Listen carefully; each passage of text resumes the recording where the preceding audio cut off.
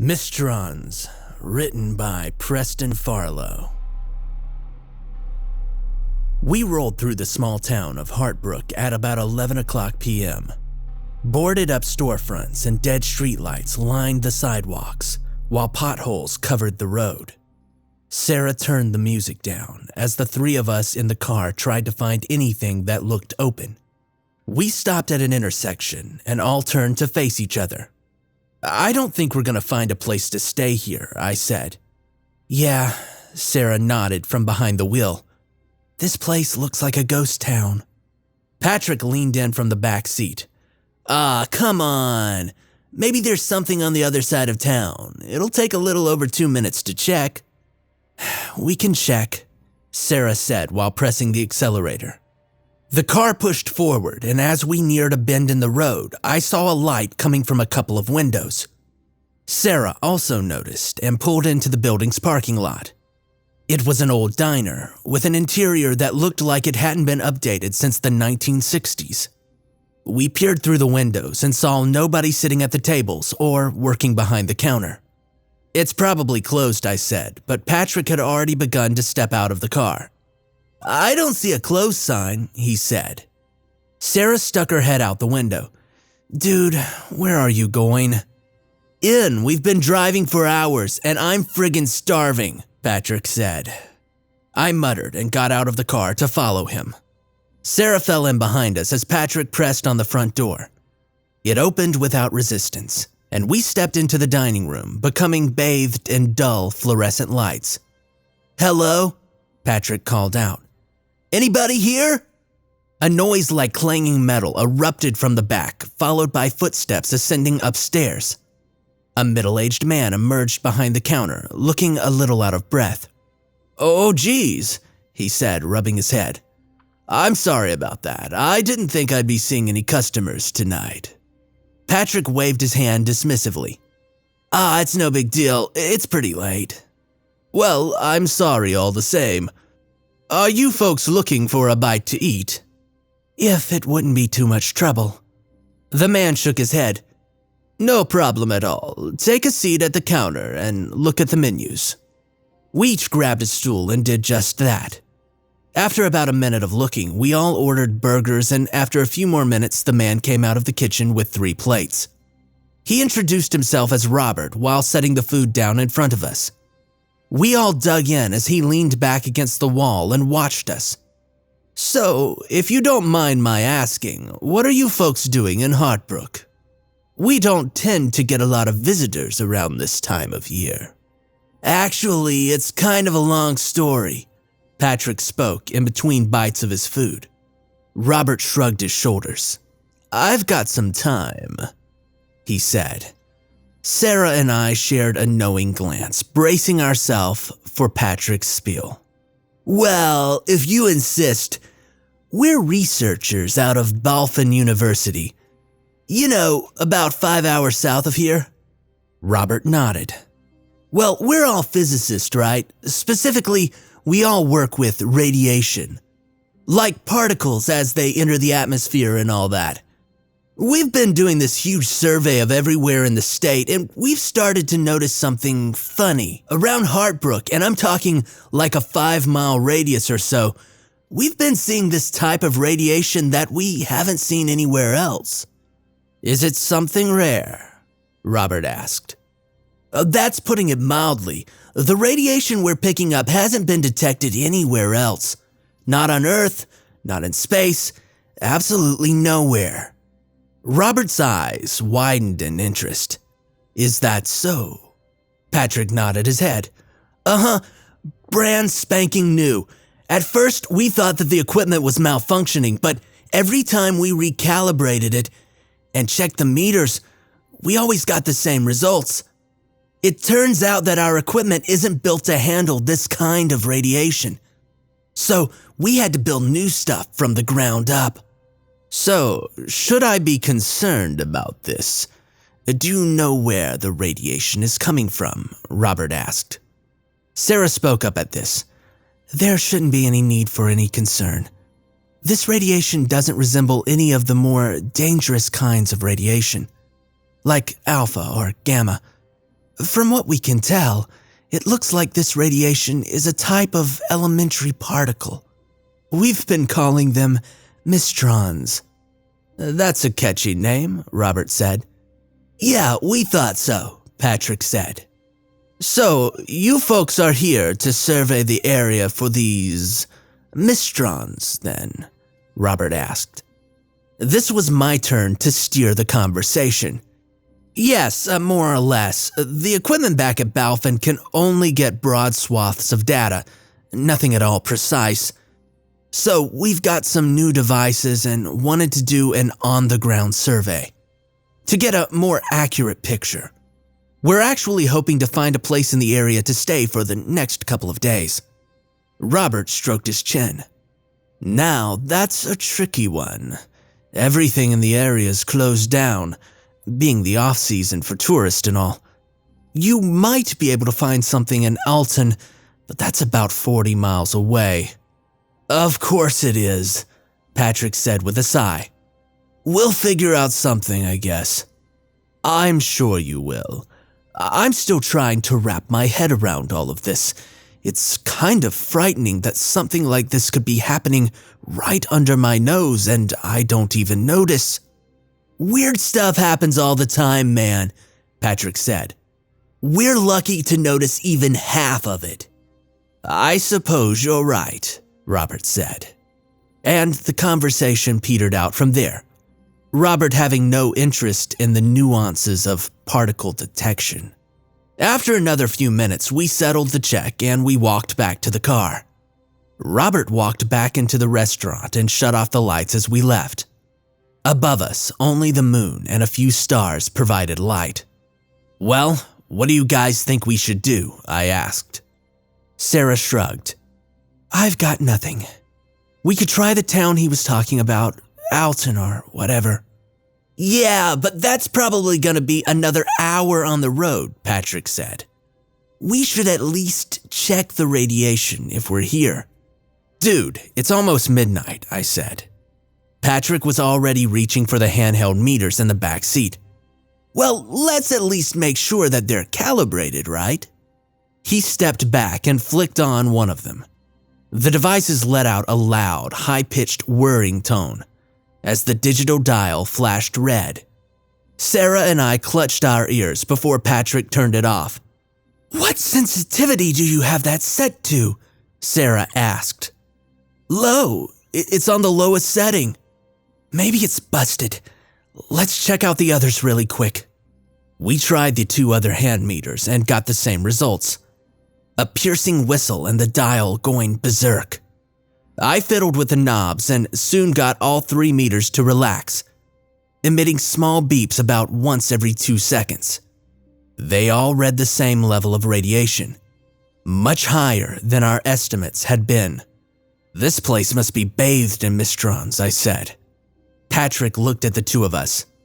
"Well, I mean, if we're getting readings like this, it would be irresponsible of us as scientists not to do a quick survey." Sarah heaved a sigh. "Screw it. I'm actually pretty interested." "Yeah, I guess I am too," I replied. We each grabbed one of the meters and a walkie-talkie. After a quick flip of the coin, we split up. Patrick walked across the street. Sarah moved to the far side of the diner, and I made my way behind the building and into the woods. Using my phone as a flashlight, I pushed through the thick layers of branches and brush, going until all I could see were pine needles, and all that I could hear were crickets. Then I flicked on my device. "Hey guys, I'm far enough," I radioed over the walkie-talkie. "Good," Patrick replied. "What are you reading over there?" It looks about the same as it was back in the parking lot, maybe a little less. I'm reading about 30 detections a minute." "Yeah, I'm getting about 33 over here. Sarah, what are you getting?" "It's crazy over here. I'm getting like 250. "Whoa, really?" "Yeah, it's crazy. I think it suddenly shot up and... Hang on." Hey, Sarah, what's up? I asked. Nothing. It just started failing all of a sudden. Patrick jumped in. Hold on. I think I'm picking it back up. My count is 200 a minute and climbing. Do you think there's a cloud of radiation or something that's moving? I held my hand out in the air to feel for a breeze. I'm not feeling any wind or anything, but the trees might be blocking it. Are you guys feeling anything over there? No, nothing here. Sarah replied. Me neither. 530 now. Patrick exclaimed. I scratched my chin. We knew next to nothing about Mysterons, so we had no way of predicting their behavior. Maybe they didn't move like nuclear radiation, which could be caught in breezes and currents. We'd always treated them closer to muons or electrons, but there wasn't a distinct source where they seemed to be coming from. Whoa! I just broke 1,000 and it ain't slowing down, Patrick said. Sarah broke in. 1,000? 1,300, 1,400, 1,600, 2,000! Hey, Patrick dude, is there something going on over there? I said. I don't know. 2,500, 3,100, 4,200. This thing's barely keeping up.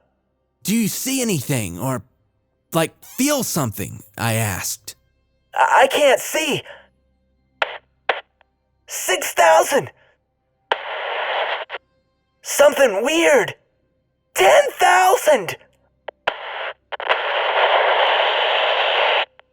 Patrick, you're cutting out. We can't hear you. Sarah buzzed in. We kept the channel clear, waiting for a response. A second passed. 5 seconds. Then 10. I glanced up at the sky, trying to see any of the town from the woods.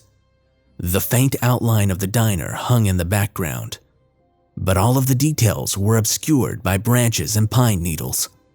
Behind the diner, for only an instant, I saw a small flash of light. Patrick, do you copy? I radioed in. I'm seeing light coming from your area. Are you seeing it? Sarah responded. Patrick, seriously, this isn't funny. What's going on? Shh. Screw it. This is weird, Sarah. I'm heading over. Shh. I'll meet you there. I put the walkie-talkie in my left pocket and the still active meter in my right. The trees seemed to crowd in around me as I marched back to the car. Every noise that I heard in the forest took on a sinister tone, and I noticed how dark the sky looked. I hurried my pace, nearly tripping as I rushed past the tree line. From my side, I could hear Sarah walking back. We met by the car and looked at the spot where Patrick should have been. There wasn't enough light for us to see across the street, with clouds blocking the moon and stars and no nearby streetlights. Patrick! I called out. There was no response. With a nervous glance, Sarah and I began walking. We took out our phones and kept our lights facing in front of us. Across the road stood a small 2-story brick building with boarded-up windows and doors. As we crossed the street, Sarah suddenly fell from my side. I started and I turned back and I saw that she had tripped over a pothole. Are you all right? I asked, turning my phone down to illuminate the hole. Yeah, I'm good. Her gaze fell on the ground and I looked to see what had caught her attention. Lying about 5 feet from the pothole was a walkie-talkie. I reached into my left pocket and pulled out my own. Hello? My voice echoed back at me from the device on the ground. Sound hung in the air and I felt a wave of unease wash over me. Sarah bent over to pick up the walkie-talkie as I knelt down to better examine the scene. The pothole seemed almost perfectly round. with no cracks or major irregularities. This felt curious, but another detail drew my attention. Next to the pothole, nearly imperceptible in the dark conditions, was a small dark patch. I touched my fingers to it and recoiled. It was wet, sticky, and warm. I held my fingertips up to my phone's light and could see they now shone bright and crimson. Sarah peeked over my shoulder with a concerned look and said, "This is messed up. Where did he go?" I've got no clue," I said, wiping my hand against the ground. "But I think we should stick close together." "Yeah, that's a good idea. Should we wait by the car or?" "I think we should just keep looking for a bit. I don't think this is a prank. But I also wouldn't put it past Patrick to see something and wander off without letting us know." I didn't believe the words as they came out of my mouth. Wandering off was one thing, but dropping his walkie-talkie and leaving a patch of blood? My stomach twisted into a pit of worry. The idea that someone or something had come and dragged him off plagued my thoughts. But I shook them off. He couldn't have gone far, and if Sarah and I stuck together, then we should be fine. I saw her face dance through the same emotions that I felt, settling on stern resolution. "All right, let's just look around. Just stay close, okay?" Sarah said. I nodded and agreed, saying definitely. We each turned our attention to opposite ends of the street. I stared back the way we had come, while Sarah looked out at the road behind us. On either side, there was nothing of particular interest. A few distant streetlights shone from my direction, while nothing illuminated the path in front of Sarah. To my side, I saw an alley leading away from the main road that we were on. I tapped Sarah on the back and signaled for her to follow me. "Patrick!" I yelled as we turned the corner down the alley. Only my echo responded. Undeterred, we pressed forward. My phone light swung back and forth, illuminating the path ahead of us. The alley was mostly empty, with the exception of two dumpsters brimming with trash. A foul stench of rot hung in the air, and I wondered how long it had been since they were emptied. We moved at a snail's pace, careful not to trip over anything. Sarah kept close, occasionally brushing up against my back. We called out Patrick's name several more times, but never heard a response. Soon we reached a split in the alley, leading to either the left or the right. Left seemed to lead back to the road that we had come from, but to the right, my light hung along the side of a building as I tried to make out some of the finer details. A small pile of what looked like bricks lay on the ground. The wall above this pile seemed to have a large, indistinguishable dark spot above it. I squinted and stepped forward, trying to get a better look. "Is that a hole?" Sarah asked from behind me. Yeah, I think it is," I said. I glanced back at her and saw that she had a nervous expression. With a small sigh, I flicked my head in the direction of the hole. "Come on, let's just check it out real quick. This might be what distracted Patrick." "All right," she said, still looking anxious. We marched forward, keeping our lights trained on the hole. As we approached, I began seeing clearer details. The hole was about 6 or 7 feet in diameter and perfectly round. I mean, perfectly. The building was brick, and it looked as if each brick had been cut and smoothed with precision tooling. Only the top looked imperfect, as several loose bricks had fallen off and landed on the ground beneath. As we approached the hole, an odd thought occurred to me.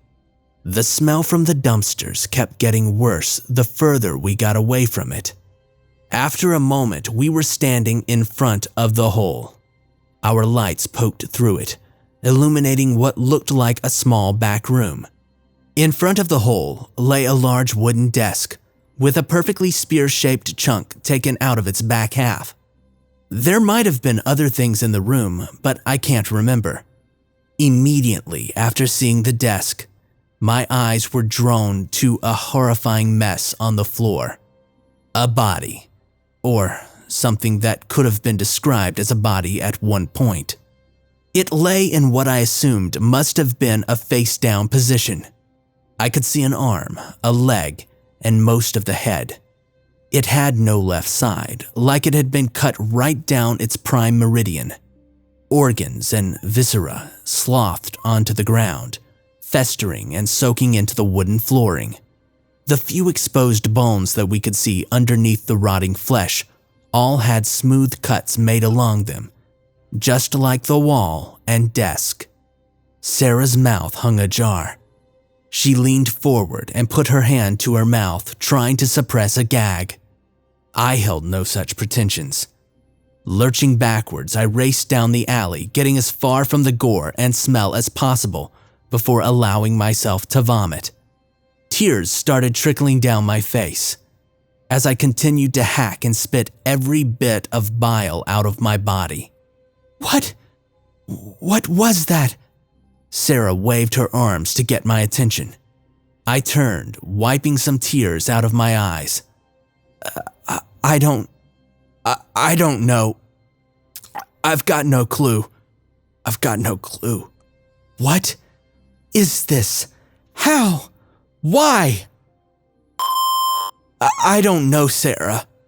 What? Was that Patrick? She turned back for a split second. No, those aren't Patrick's clothes. And it looks old, like it's been there for a few days. Okay.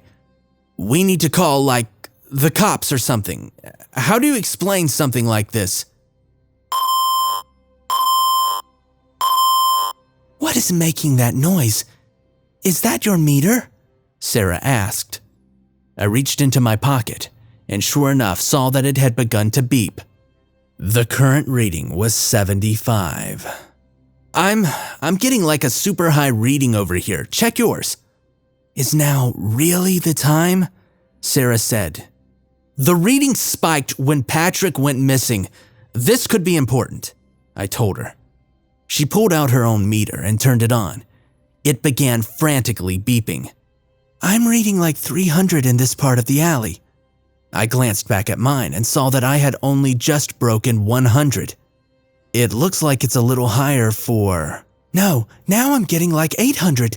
It's spiking fast, just like it did with Patrick. Yeah, it looks like I'm right behind you. Mine just hit about 500. We both looked at each other, not knowing what to do.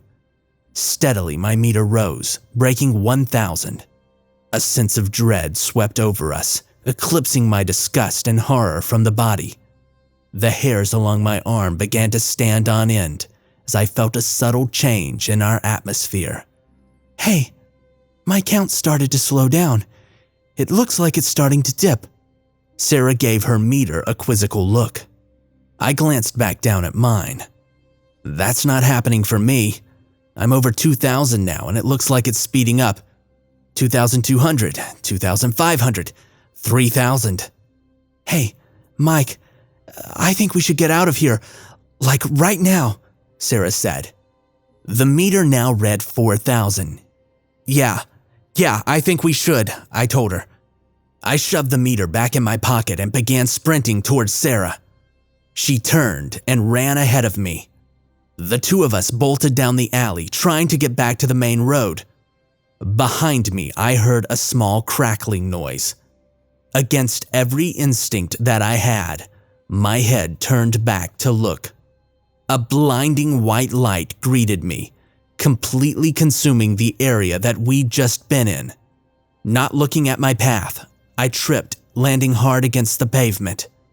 I laid there in shock, staring into the bright void now consuming the alley. I heard Sarah yell at me, but I paid her no mind. The light shone brighter than anything that I'd ever seen. A brilliant white mass pushing back against the darkness of the night. All thoughts fled my mind, leaving behind only a sensation of awe and terror. I'd never seen anything like it. And beyond it all, beyond the shining singular beauty of the light, I saw a shadow. Only a faint gray outline at first, but growing darker as I focused on it. It had no concrete shape, constantly shifting and moving in a fluid motion. A central mass that fluctuated at its edges, with dozens of small tendrils curling and writhing around it. It looked alive. Soon, the silhouette began pushing against the edges of the light. Tendrils would brush up against the side and almost burst free. Every synapse in my brain fired in terror, screaming at me to run, but my limbs refused to move. I could only lay there, waiting for the shadow to break free and take me. And, in an instant, it was gone. I laid there on the ground, mouth ajar, as Sarah screamed to get my attention. "What was that?" she screamed. I turned towards her, seeing a look of wild terror on her face. "Did you see it too? The light and the shadow?" I don't know what I saw," she said, close to hyperventilating. We both stared at each other for a moment, unable to put into words what we saw or how we felt. The mix of wonder and fear, so intertwined that you feel as though it's a whole new emotion. Unable to stand the eye contact any longer, I stood up and turned in the other direction. Where the light had once consumed the alley now stood a large crater, perfectly smooth, just like the pothole by the walkie-talkie and the hole in the building. "I think I know what's causing these holes," I said. Sarah stepped up beside me and nodded. "Yeah, how has this not been on the news? How have people not noticed the holes and the lights and—" "The dead body airing out through a giant hole in the wall?" I said. "Yeah, somebody definitely should have seen this. Someone should have. Wait a minute." I gave Sarah a quizzical look. "Yeah?" "These holes are clearly caused by whatever that light thing is. And that seems to show up when there's a critical mass of Mysterons." "Uh-huh," I said. "Well, think about how we've been detecting the Mysterons. They start out fairly strong in one area, before shifting to another and becoming stronger." "Yeah." "Well, that would imply that they could be coming from a source, right?" I stopped and I thought about this for a second. I mean, yeah, that would make sense. "So, then let's trace it back to the source. Over here I got the radiation first, before it moved towards where you were standing." She traced a straight path with her finger, soon pointing back to where we had come from. "And from earlier, the source started with me again and then moved to where Patrick was standing." "So, if those are the two paths that it took, then that means that it came from, well, probably around the diner," I said. "Yeah, aka the one place in town where we've seen a living person." It took me a moment to grasp what she was getting at. "You think that the guy back at the diner is—" "There's no way he's been living and working around here and is so oblivious to what's happening," she said. "But what about everyone else in town?" "What everyone else?" she asked. "The corpse over there? The absolutely no one else that we've seen here? The no cars on the road, no lights in any of the houses? This place is deserted." "Yeah, but how could it? I mean, this place, this whole town, there's no way," I said. "Who knows about Heartbrook? Had you ever heard of it before it showed up on our readings? This place probably didn't have a triple-digit population before all of this.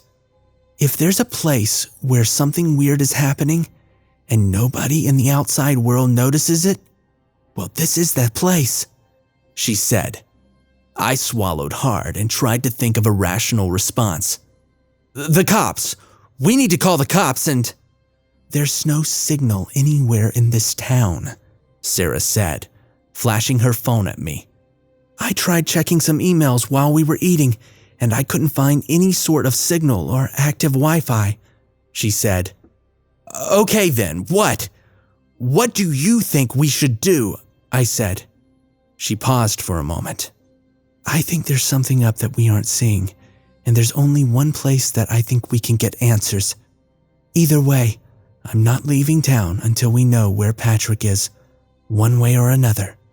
Her words hung in the air as both of us wrestled with the implications. I swallowed hard before replying, All right, let's do this then. With a firm nod, we strode out of the alley and back to the main road.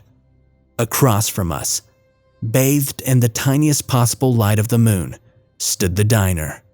I felt my palms grow slick with sweat, suddenly terrified at the thought of getting too close. Sarah felt differently, striding across the street towards the front door as I followed close behind. She grabbed the handle on the door and paused for a moment. After exhaling a deep sigh, she twisted it on, only to find that it wouldn't budge.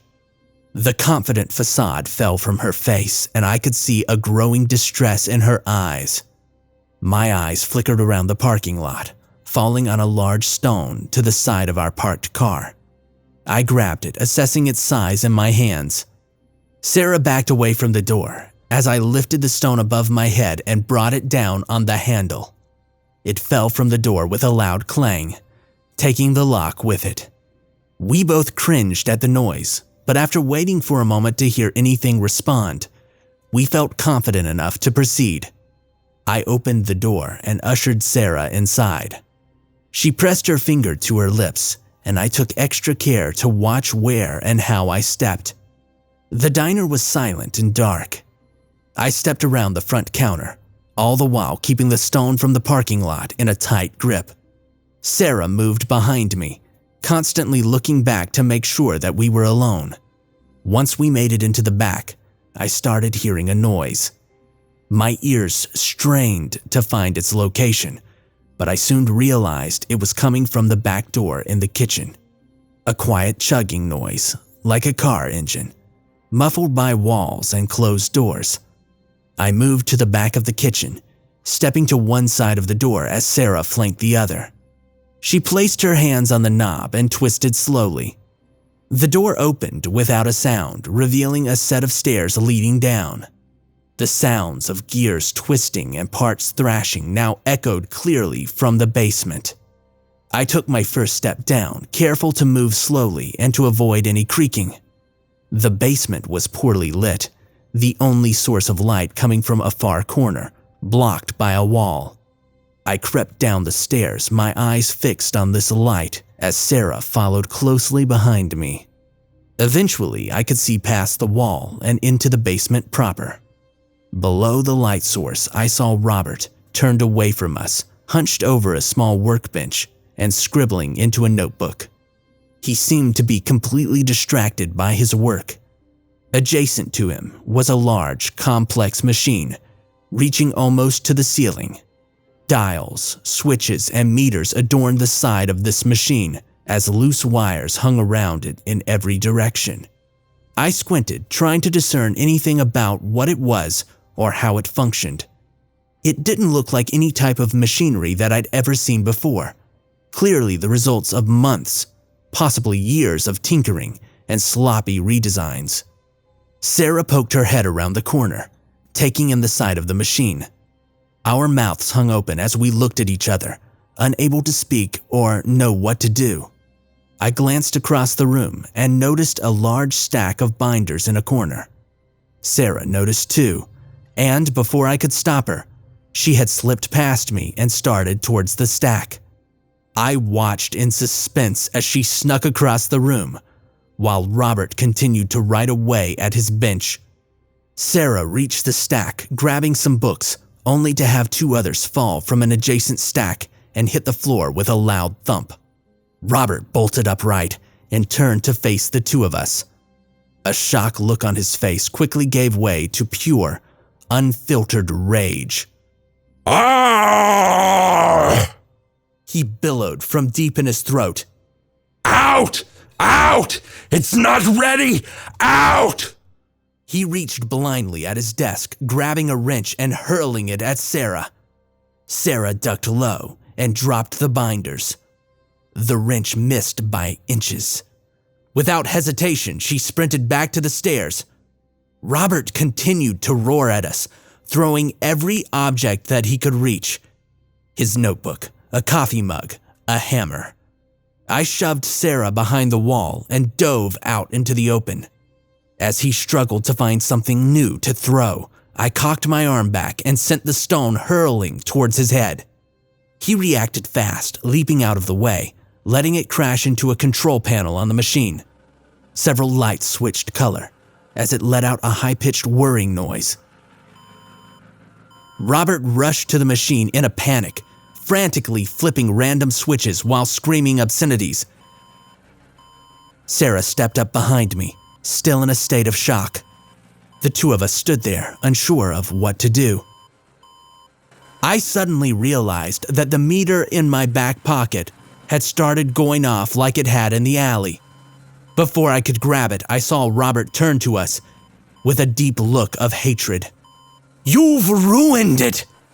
Years I've spent on this, and you've ruined it!" He sprinted at us. I braced my feet, ready to fight, but instead he pushed past us, grabbing his notebook off the floor and rounding the stairs. I turned back as he left, caught off guard by his exit. A second passed before his panic, the machine's death rattles, and my beeping meter all clicked in my head. Without saying a word, Sarah and I made a mad dash for the stairs. As we reached the top, I heard the back door of the building slam shut. We didn't bother giving chase. Instead, we rushed to our car.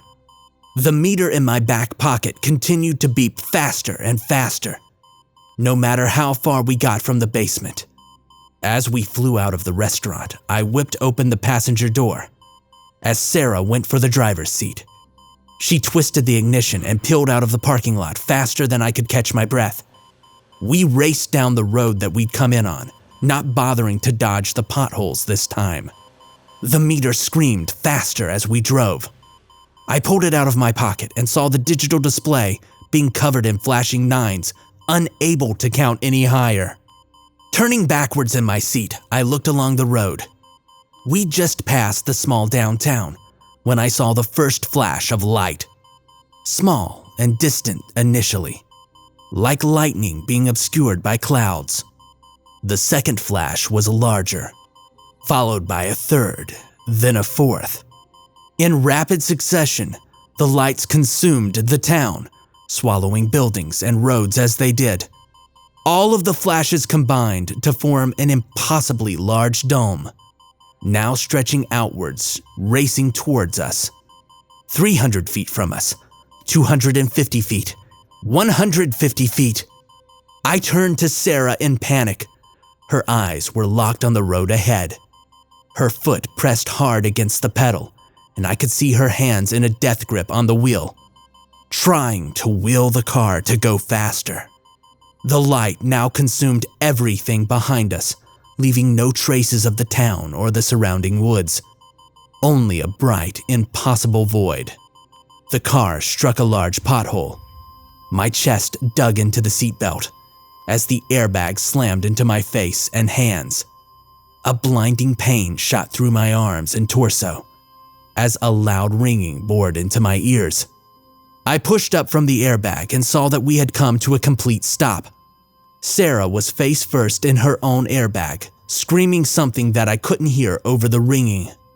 Dazed, I removed my seatbelt and reached for the door handle.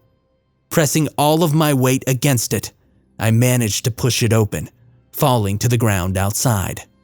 I struggled to my knees, now aware that I had broken several ribs and fingers. The ringing in my ears had begun to fade, and I heard Sarah likewise collapse out of the driver's side. This wasn't the only noise, however. My eyes were trained on the ground, but in front of me, I could hear a low, ominous rumble coming from where we'd been. Taking one final breath to collect myself, I lifted my head and I looked into the light. A solid wall of light stood in front of me, stretching further than I could ever hope to see. The same brilliant horizon of white that I had seen in the alley. And with the light came the silhouette. It now stretched to over 500 feet tall, and I still felt as though I could only see a fraction of it. Just as it had before, the silhouette appeared as a mass of writhing tendrils, all stretching and twisting around one large central body. There were more parts to it than I could count, each one moving in such a specific and deliberate pattern, as if guided by thousands of different minds. I couldn't follow all of them. Only one stood out from the rest, closer to me than the others, with its tip constantly pointing in my direction, while the rest of it coiled and shifted from behind. The tip grew larger, and I soon realized that the shape was moving towards us, and as it did, the rumbling grew louder. I couldn't tell if it was enormous and far away, or if it was only inches from my face. I closed my eyes and I hugged my chest, bracing helplessly for whatever would come. Seconds passed and nothing happened. I refused to open my eyes, unwilling to face whatever it was in this void. Several more seconds passed and I realized that the rumbling had stopped. And finally, with much trepidation, I opened my eyes. Instead of bright light, darkness greeted me. Pure, unwavering darkness. I blinked several times, slowly adjusting to my surroundings. In front of me was a crater, beginning only a few feet from our car, but stretching back for miles.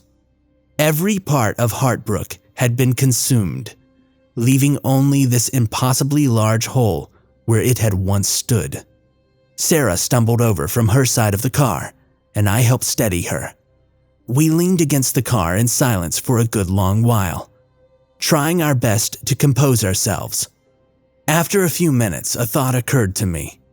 I reached into my pocket, wincing at the pain in my hand, and I pulled out my meter. It now read 0. It's read 0 for the past several months. Sarah and I would eventually make it back to Balfin University, scared but alive. We've spent the past several months searching the crater around Heartbrook, looking for any traces of Robert or Mysterons. So far, we've found nothing. Quite frankly, I'd be happy if it stayed that way. I've learned that not knowing what's out there isn't the worst thing that there is. Knowing just enough, but not everything, is a far worse torture.